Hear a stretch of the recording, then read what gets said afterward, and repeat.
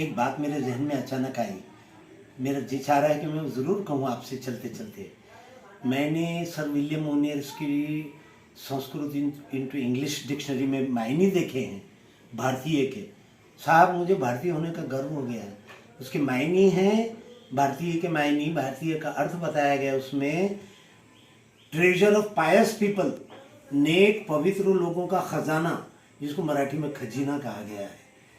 मुझे वाकई इस बात के ऊपर फख्र हो गया।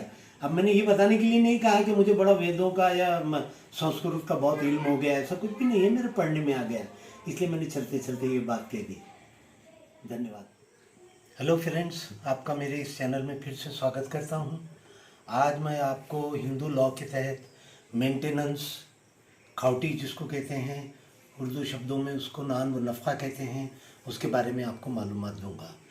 सबसे पहले तो मैं ये बता दूं कि नान व नफ़ा, खाउटी या मेंटेनेंस क्या है और उसकी जिम्मेदारी किस पर है और उसके हकदार कौन हैं।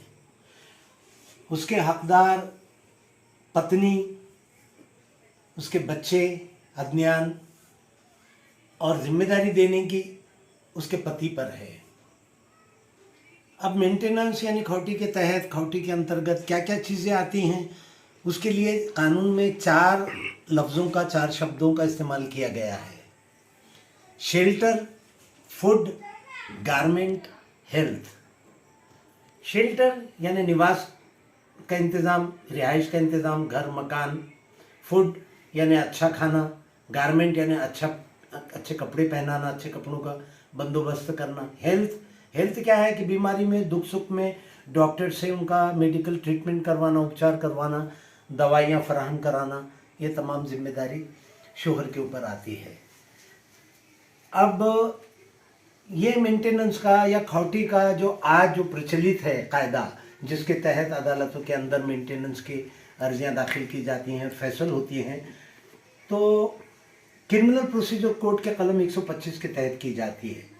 और मेरे तजुर्बे में, मेरे अनुभव में ये बात आई है कि मैक्सिमम ज़्यादा से ज़्यादा लोग ये समझते हैं कि क्रिमिनल प्रोसीजर कोड के बन जाने से या दफ़ा 125 के आ जाने से ही मेंटेनेंस का कानून शुरू हुआ, स्त्रियों को अपने पति से वो मांगने का हक हासिल हुआ। ऐसा नहीं है।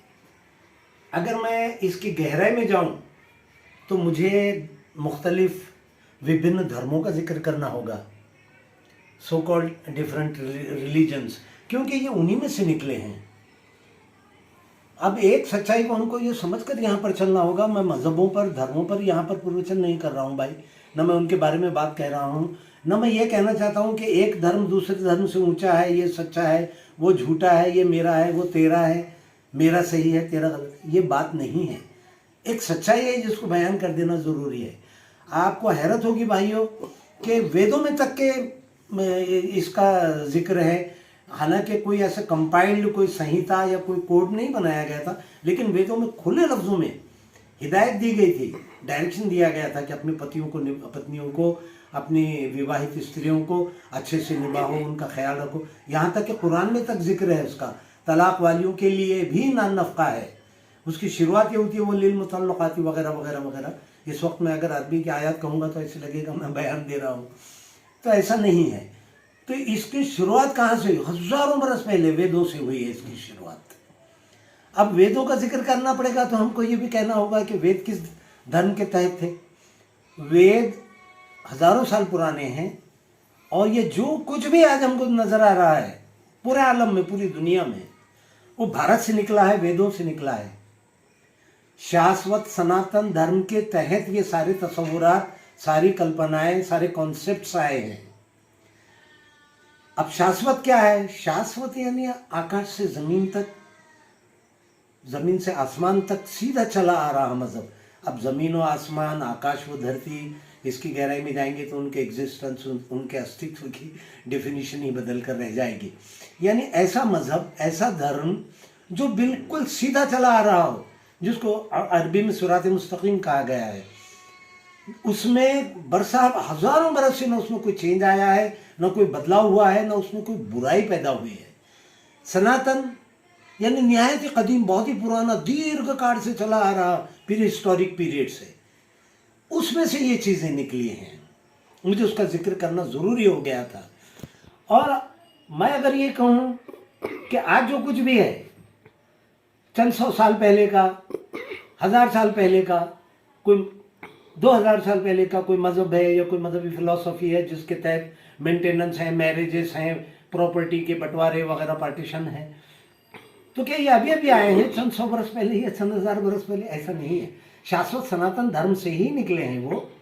आज तक की जितनी भी किताबें हैं उसी पर आधारित हैं, कोई बदलाव नहीं है, क्योंकि वो सो कॉल्ड ऑलमाइटी की तरफ से है। मैंने सो कॉल्ड इसलिए यूज़ किया कि मैं अगर ऑलमाइटी के ऊपर जिक्र करने के लिए बैठ जाऊं तो भाई मैं कोई मजहबी आदमी हूं, मुझे ये नहीं बताना है। उसी को जो कुछ वेदों से चला आ रहा था उसी को साफ किया गया, दुरुस्त किया गया, या यूं कहिए कि जिसको भुला दिया गया था उसको फिर से याद दहानी कराई गई, अलग जुबान में, अलग तरीके से, लेकिन वही है जो अज़ल से, जो प्री हिस्टोरिक पीरियड से, सिंस द टाइम इनमेमोरेबल जो चला आ रहा है उसी से चलता आ रहा है। अब ये हो गई बात नान नफ़्क़े की, खौटी की। अब नान नफ़्क़े के तहत अगर जिन जिन चीज़ों की ज़रूरियात हैं वो पति पर उसकी जिम्मेदारी कब आयद होगी, और स्त्री कब उसकी मुस्तहिक होगी, कब उसकी हकदार होगी। घर में बैठे बैठे अगर वो झगड़े करती है, कुछ भी तलब करती है, कुछ भी मांगती है कि मुझे अभी दो, नहीं दिए तो मैं कोर्ट में चली जाती हूँ, ऐसा नहीं है। हमारे देखने में आता है, हालांकि ज़माना बहुत बदल गया, तरक्की हो गई, एजुकेशन, ज्ञान, ये चीज़ें बहुत बढ़ गई, सब सुशिक्षित, बहुत सारे लोग सुशिक्षित हो गए हैं, अशिक्षित बहुत कम नज़र आते हैं अब।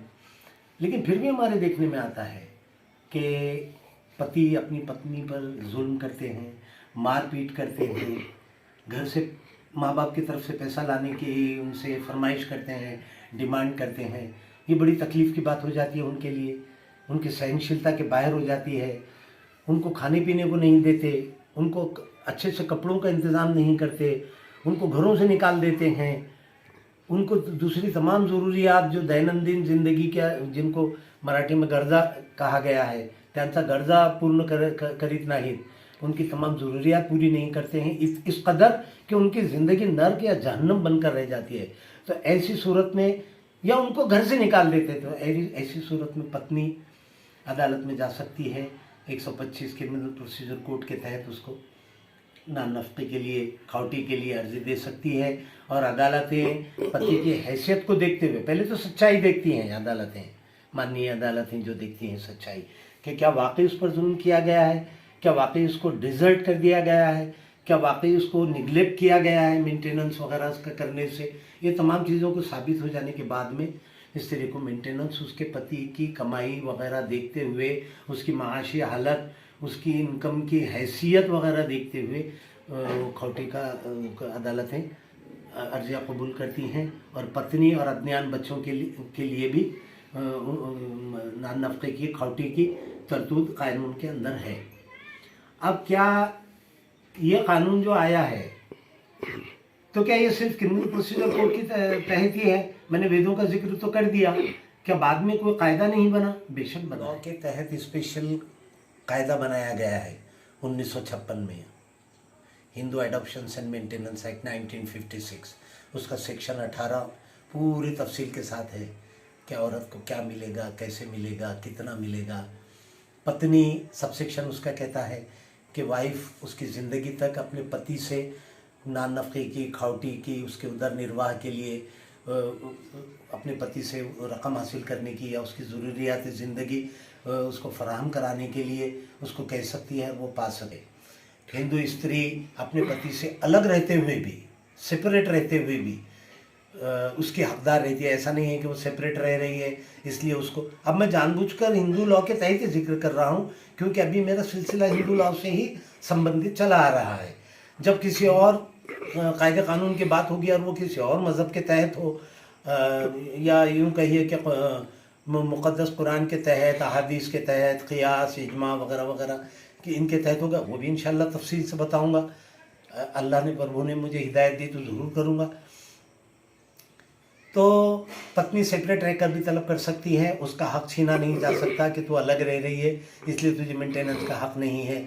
उसका पति उसको मारता है, पीटता है, जुल्म करता है, या उसको निभाता ही नहीं, उसको छोड़ देता है, डिज़र्ट कर देता है। डिज़र्ट करना एक लफ्ज़ है, एक डिज़र्ट अगर उसको तलफ़ुज़ करेंगे तो वीराना जंगल आ जाएगा जहाँ पानी नहीं।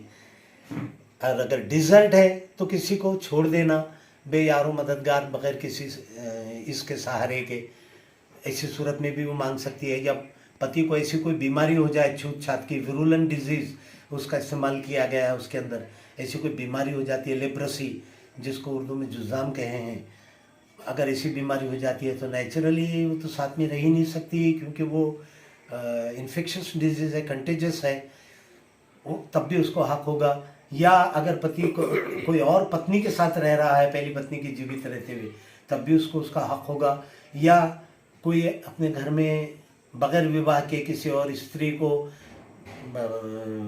बगैर किसी रिश्ते के रखता है, पति पत्नी की जैसा उसके साथ रहता है, तब भी उसको हक व इख्तियार होगा। अब हिंदू लॉ के ऊपर जब बहस हो रही है तो मुझे बार बार ये कहना होगा कि ये एक बहुत बड़ा रिवॉल्यूशन था इवोल्यूशन था।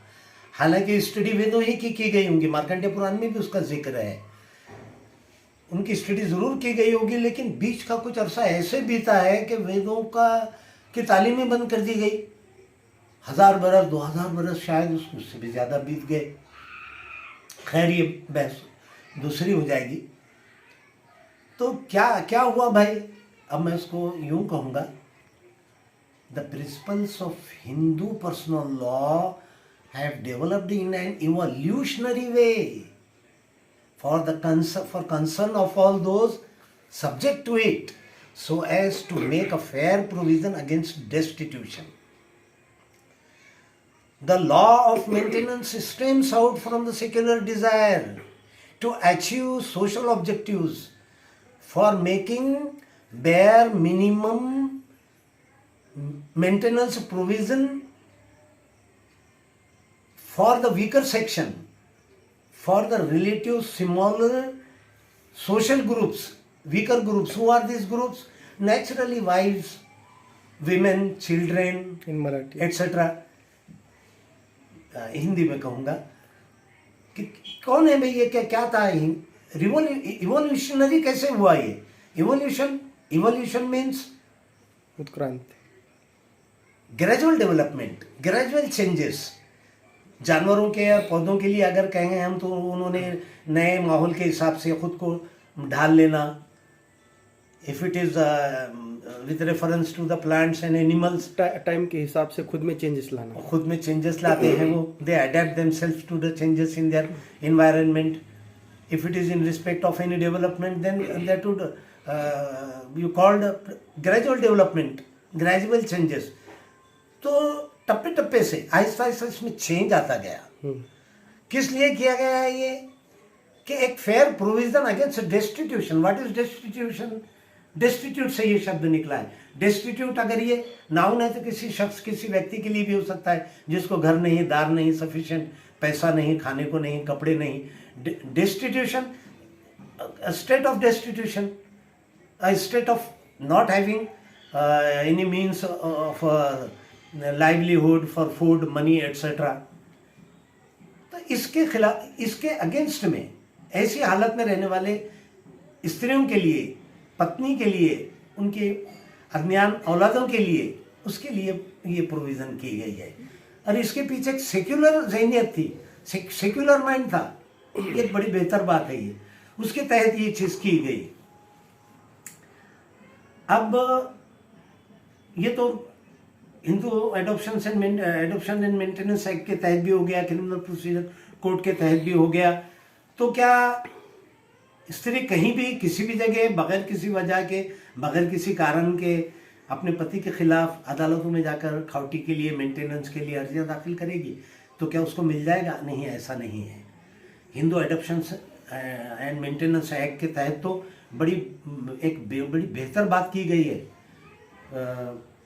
सबसेक्शन 3 है शायद, section 18 subsection 3 of Hindu adoption and maintenance act के अंदर बहुत अच्छे तरीके से वाजे कर दिया गया है कि unchaste woman who is living the life of adultery और who has converted to another religion she will no longer be entitled for any kind of maintenance as per the Indo Adoption and Maintenance Act. ऐसी स्त्री जो गैर कृत्य करती है, जो चेष्ट पवित्र पायस नहीं रह गई, या जिसने हिंदू धर्म छोड़कर कोई और धर्म इख्तियार कर लिया हो, वो उसकी मुस्तहिक नहीं रहेगी।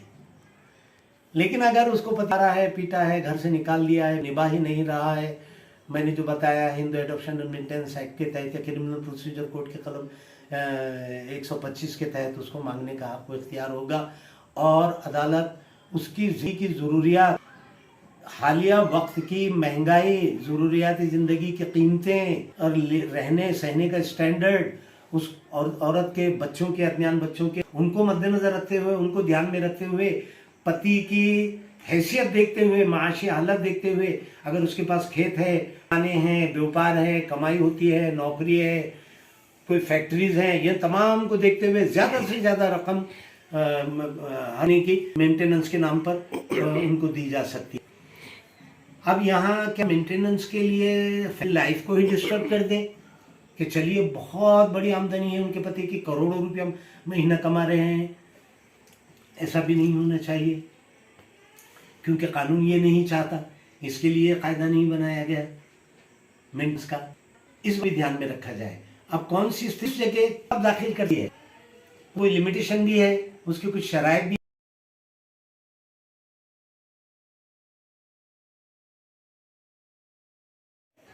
अगर इसको उसके पति ने मारपीट करके उसके घर से निकाल दिया और वो इंतहाई मजबूरी की हालत, तमाम कोशिशें करने के बावजूद भी उसको फिर से घर आने नहीं, उसको डिजर्ट कर दिया, तुरंत वो मार के गए। अब जहाँ रहे, जहाँ घर है, जहाँ रिहाइश है, रेजिडेंस है उसके माँ का, उस गांव, वो शहर, इस अदालत क्षेत्र में उस अदालत के अधिकार क्षेत्र के अदालत में वो दाखिल कर सकती है। अब अगर वो माँ बाप के यहाँ ना रहते हुए मामू, चचा, काका, मामा के यहाँ किसी और दूसरी बस चली जाती है, तो वो वर्ड्स ही खुद ऐसे हैं, उनका इस्तेमाल ही किया। The jurisdiction with the last lived residence of the one, वो जहाँ जिस उसने अर्जी की उस वक्त वो जहाँ रहेगी, ऐसा नहीं कि 2-4 दिनों के लिए चली गई थी, वहाँ दाखिल कर दी, वहाँ खींच दूर बुलाएंगे, सताएंगे, ऐसा भी नहीं है। तो ये नहीं है कि पति चाहता ही वो दाखिल कर ली जाए। आज मैं बस इतना ही, आगे जाकर मैं कंटिन्यू कर बात के किस किस्म के हैं और कर्ता के समय भी, जो एक कुटुंब के कर्ता के संबंध में भी रही हुई मालूमात मैं पिछले एपिसोड में मिक्स्ड तरीके उसको बनूंगा। मुझे सुनने के लिए शायद मैं आपका आभारी हूँ। सुनने